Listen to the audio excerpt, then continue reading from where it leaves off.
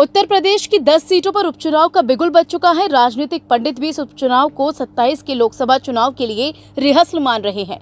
BJP के मंत्रियों के बाद अब उपचुनाव में टॉप 5 नेताओं की भी एंट्री हो गई है। सपा ने अपने दिग्गज नेताओं को मोर्चा संभालने को दे दिया है। बसपा भी उपचुनाव लड़ने के लिए पूरी तरह से तैयार है। कांग्रेस भी अपना पूरा दम दिखाने वाली है।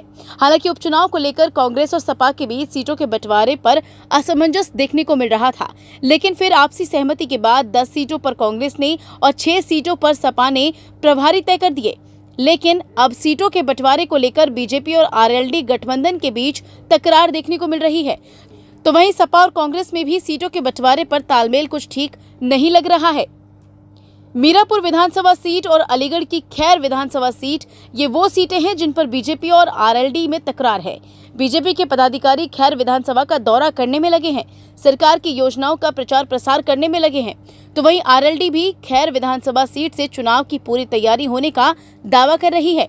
इसे देखते हुए ये कहना गलत नहीं होगा कि दोनों पार्टियों के बीच तकरार है। हालांकि खैर सीट पर किसे चुनावी मैदान में उतारा जाएगा, इसका फैसला जल्द ही हो जाएगा। खैर सीट पर बीजेपी का कब्जा था। बीजेपी विधायक अनूप वाल्मीकि के लोकसभा चुनाव जीतने और हाथरस की सांसदी मिलने के बाद खैर विधानसभा सीट खाली हो गई थी, जिस पर उपचुनाव होना है। अलीगढ़ की खैर विधानसभा सीट अनुसूचित जाति के लिए आरक्षित है।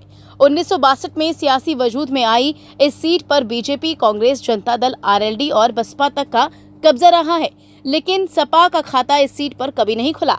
जाट और दलित बहुल इस सीट पर सपा के लिए जीत आसान नहीं, लेकिन लोकसभा चुनाव में मिली जीत के बाद सपा के हौसले बुलंद है।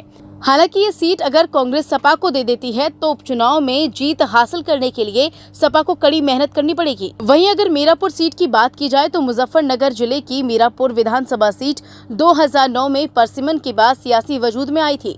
इसके बाद 3 विधानसभा चुनाव हुए तो 3 अलग अलग पार्टियों ने इस सीट पर सत्ता चलाई।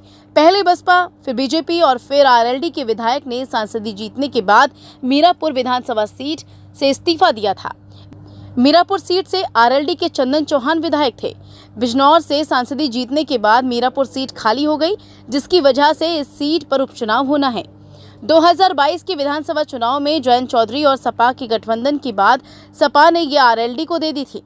आरएलडी ने यहां से जीत का परचम लहराया, लेकिन अब आरएलडी बीजेपी के साथ गठबंधन में है और सपा के साथ कांग्रेस। सपा और कांग्रेस दोनों ही इस सीट पर दावेदारी पेश करने का दावा कर रही हैं। ऐसे में देखना दिलचस्प हो जाता है कि ये सीट किसके खाते में जाएगी। हालांकि मुस्लिम बहुल सीट होने के बावजूद सपा यहां से कभी नहीं जीत पाई है। अगर सपा के खाते में ये सीट आती है तो सपा को कड़ी मशक्कत करनी पड़ेगी, लेकिन सपा के पास मुस्लिम वोटर्स के अलावा जीत के लिए कोई दूसरा वोट बैंक है भी नहीं। मुजफ्फरनगर की मीरापुर और अलीगढ़ की खैर विधानसभा सीट पर सपा कभी खाता नहीं खोल पाई है। ऐसे में सभी की निगाहें इस बात पर अटकी हुई हैं कि उपचुनाव में सपा कैसे इन सीटों पर जीत हासिल करेगी। लेकिन अब देखने वाली बात यह होगी कि इस सीट से बीजेपी और आरएलडी में से कौन सी सीट किसके खाते में आती है। हालांकि बसपा भी उपचुनाव में दम दिखा रही है और मीरापुर सीट से किसी मुस्लिम कैंडिडेट को उतारने की तैयारी है। इस बीच सपा के लिए उपचुनाव की राहें आसान नहीं है और ये भी कहा जा सकता है कि दोनों गठबंधन पार्टियों में अगर इस तरह की तकरार सीट को लेकर जारी रही तो कहीं बसपा ही बाजी न मार जाए।